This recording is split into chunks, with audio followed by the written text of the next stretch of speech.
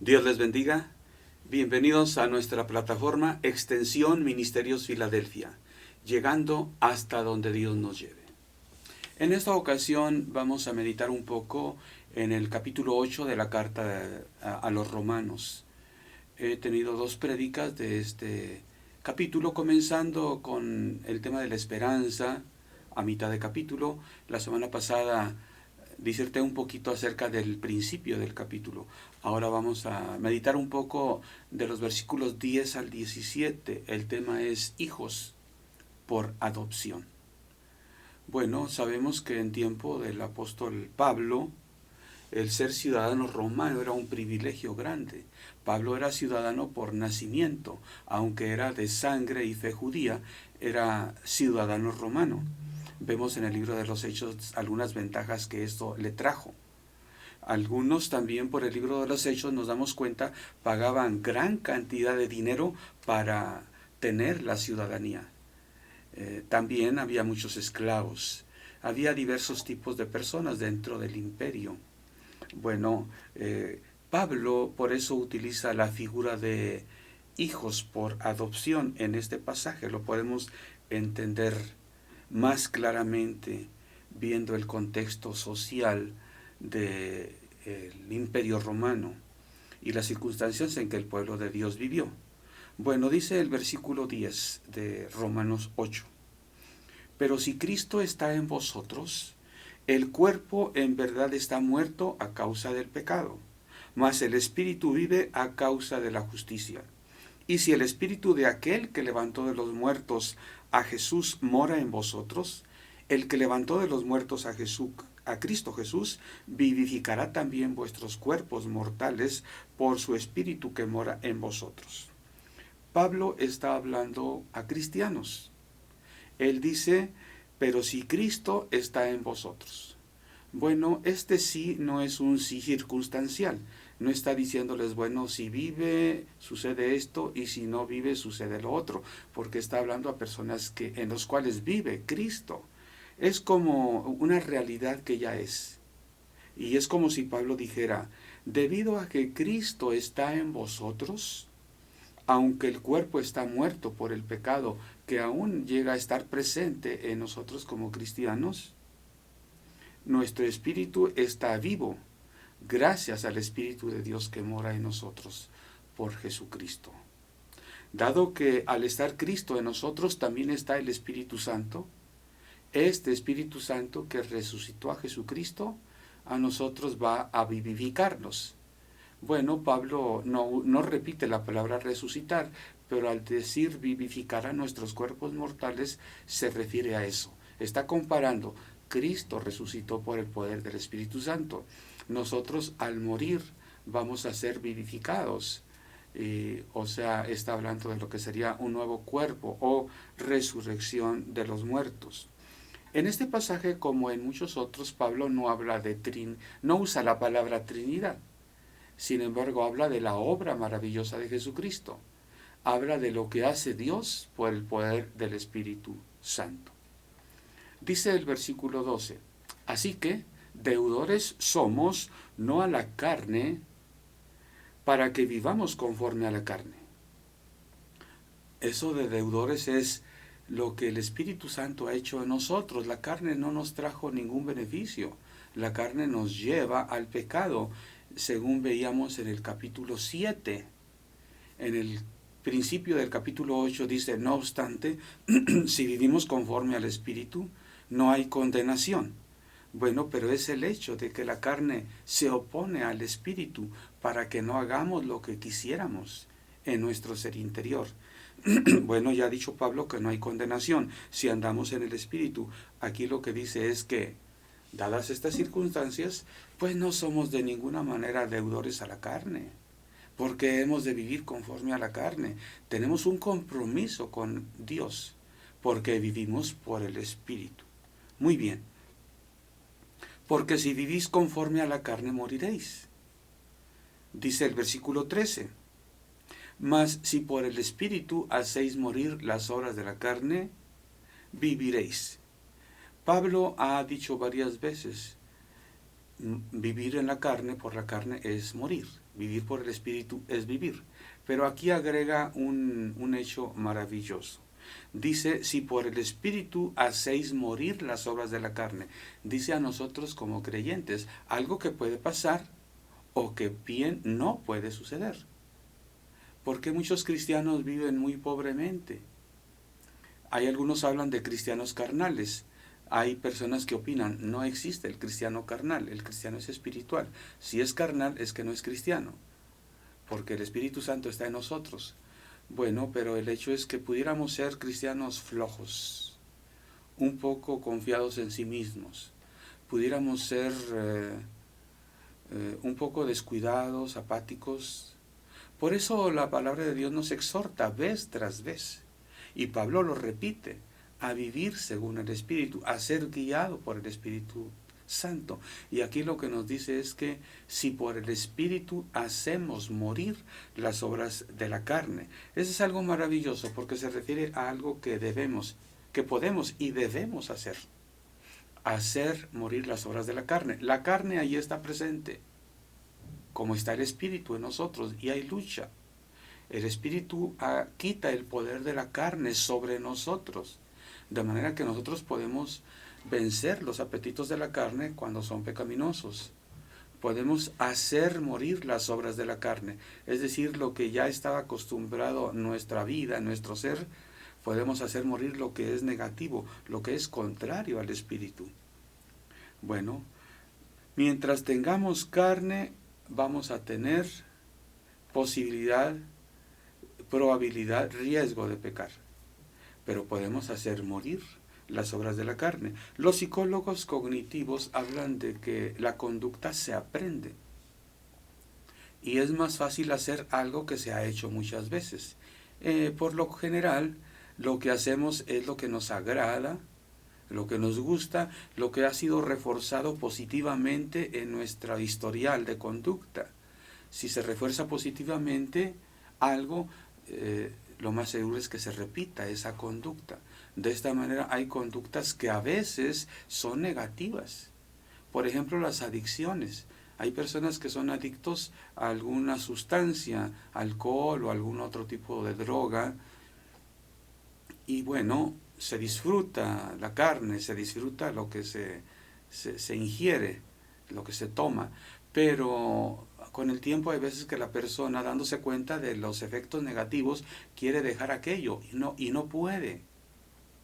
Es una conducta que está fuertemente arraigada, que ha sido reforzada positivamente muchas veces. Tal vez deja un perjuicio físico, material, familiar, personal, pero hay algo que ha dejado, una gratificación que ha dejado en la historia de la conducta de la persona por mucho tiempo. Se repitió y ahí está arraigada y está difícil de quitarla. Por eso dice la palabra de Dios que el Señor Jesús vino a poner en libertad a los cautivos, a los atados de manos y pies. El Señor vino a traernos libertad. Y aquí dice que podemos nosotros hacer morir las obras de la carne. Como la carne se reduce el poder de la carne en nosotros por el Espíritu Santo, entonces es más débil y nosotros podemos hacer morir estas obras de la carne, pero tiene que ser un acto voluntario. Tenemos que darnos cuenta que tal vez dejó satisfacción en nuestro pasado, pero puesto que nos perjudica espiritualmente, decidimos hacer morir.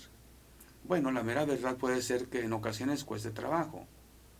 Las dependencias son psicológicas, son emocionales más que físicas, y es donde tenemos que trabajar, decidir, darnos cuenta. ¿Qué es lo que una persona con una adicción debe hacer? O una persona que ha botado, ha hecho a un lado un apetito de la carne, pero que luego retorna la tentación. Bueno, tiene que darse cuenta que ya ha podido vencer. Una persona que tiene una adicción y que puede dejar de beber un día, por ejemplo, al siguiente día tiene que decir, ayer pude dejar de beber, entonces hoy también puedo. El hecho de dejar de hacer algo negativo, contrario a lo que queremos, vamos a decirlo así, algo malo, el dejar de hacerlo debe de alentar a la persona. el puro hecho debe ser es un refuerzo positivo y tiene que tenerlo presente la persona y repetirlo y decir, si ayer pude, hoy puedo también. Y así cada día. Bueno, hay muchas maneras de vencer las obras de la carne. En ocasiones el Espíritu Santo quita el apetito en un instante, de un día para otro, qué bueno.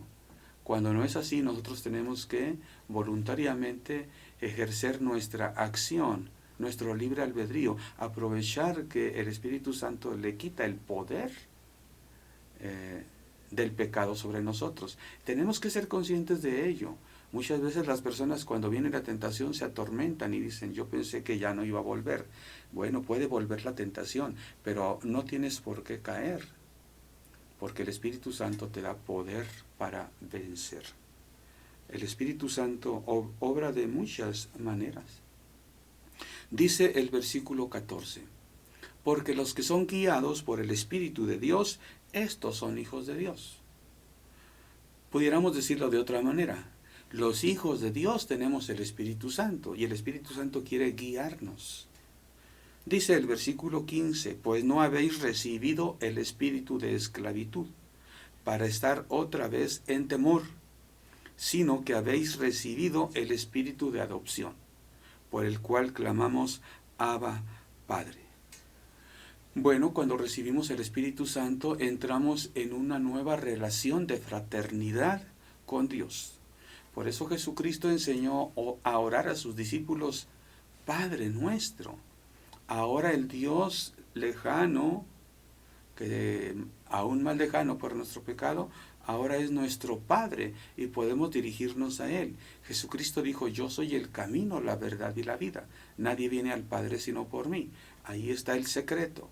Bueno, que no es secreto, está a la mano de todos. Nosotros podemos llegar a Dios por Jesucristo y podemos llamarlo Padre. Dice aquí el apóstol Pablo, no hemos recibido espíritu de esclavitud. Todo el mundo sabía lo que era ser esclavo. Todo el mundo sabía lo que era ser hijo y también lo que era ser hijo adoptado. Entonces dice Pablo que hemos recibido el espíritu de adopción.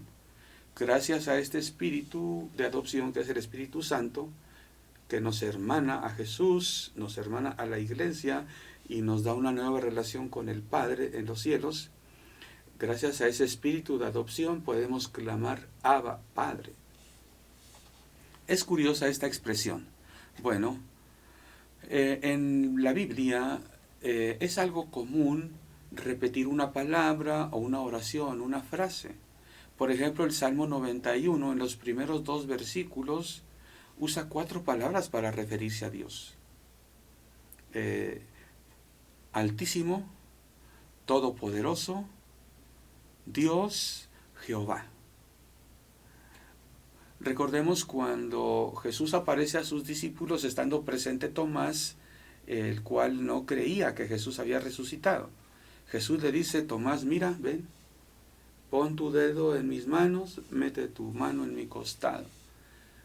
Tomás dice, exclama, Dios mío y Señor mío.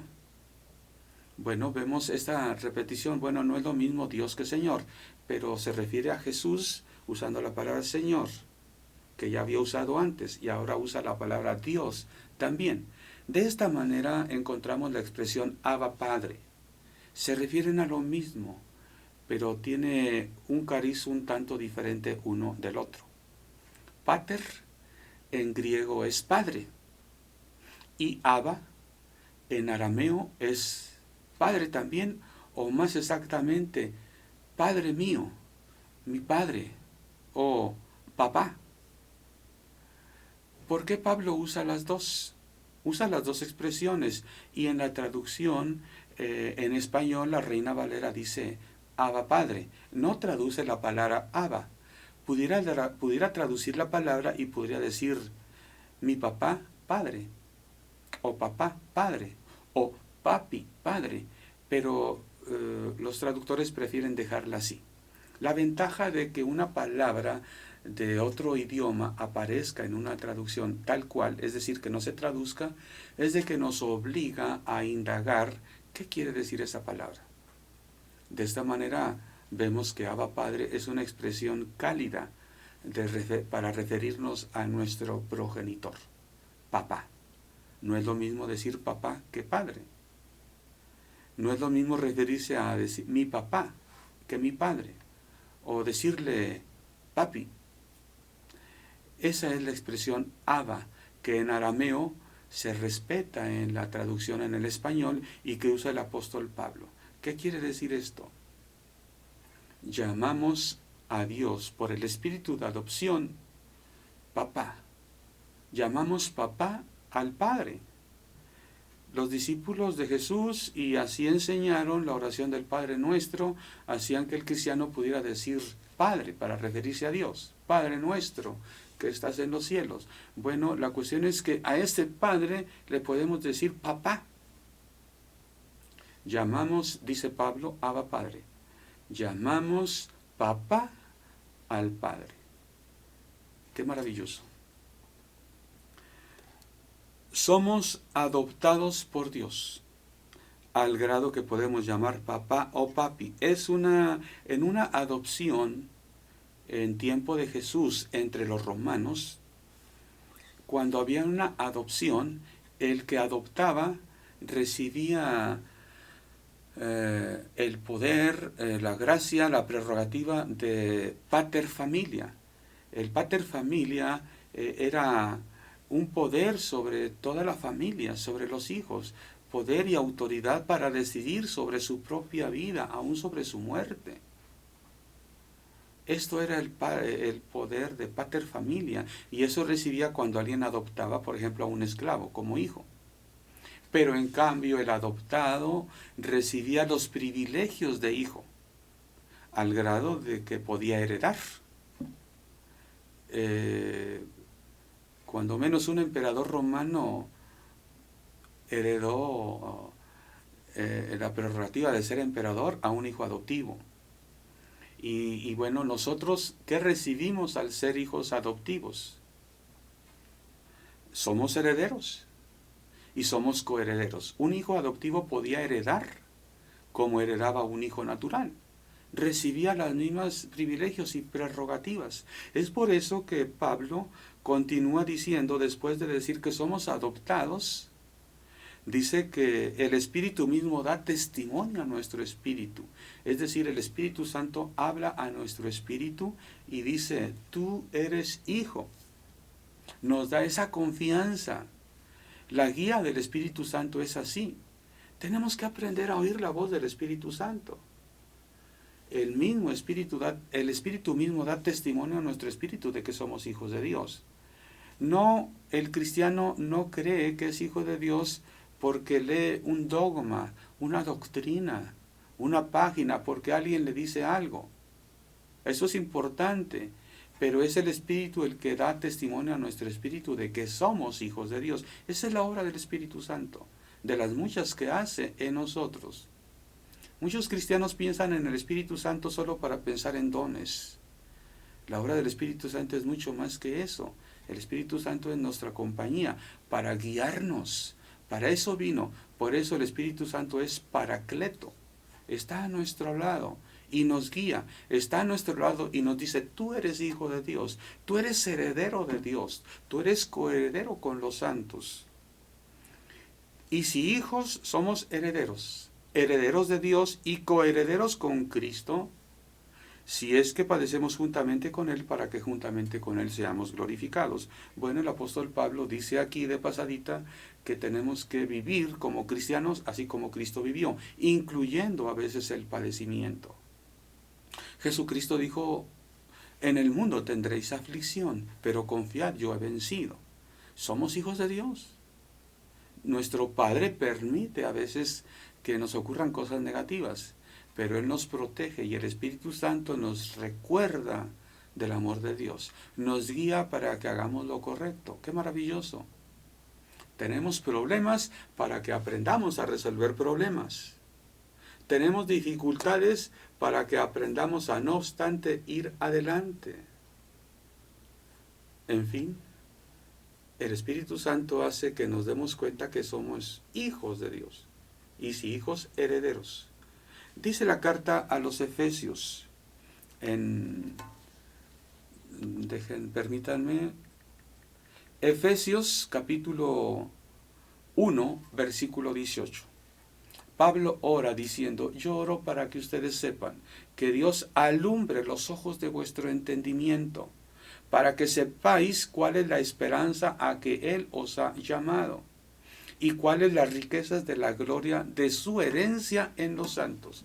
El cristiano debe saber cuál es su herencia. El Espíritu Santo nos recuerda lo que hemos heredado. Bueno, una cosa es la herencia de la vida eterna, pero otra cosa es lo que aquí Pablo dice, su herencia en los santos, es decir, en la iglesia, entre los santificados. Y usa, creo, a propósito esta palabra santos. Hay varias palabras que se usan para referirse a nosotros, los cristianos, en la palabra de Dios. Pero al decir santos, creo que no hay otra palabra más grande que nos hace ver una vida apartada, una vida que testifica que somos hijos de Dios. Bueno, Pablo dice a los lectores de la carta a los Efesios, ok, sabes lo que es santo, sabes lo que es hijo de Dios, tú también eres santo, tú has recibido el espíritu de adopción, así como esos santos tú también eres hijo y tienes herencia entre estos santos, herencia entre los santificados. Pablo nos insta para que vivamos en la plenitud de los hijos de Dios, lo que Dios ha hecho en nosotros por su Espíritu Santo. La vida del cristiano es diferente a la vida del que simplemente teme en Dios, cree en Dios.